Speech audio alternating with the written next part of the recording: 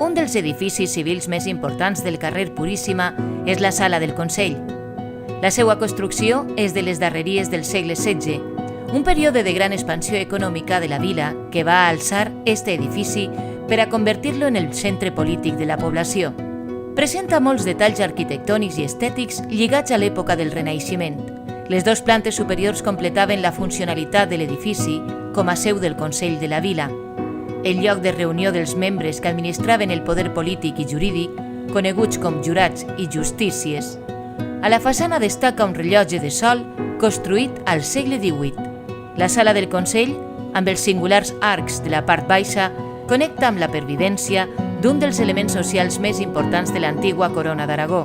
Amb el pas del temps, l'edifici va caure en desús i fins i tot els arcs i la façana van ser completament tapats.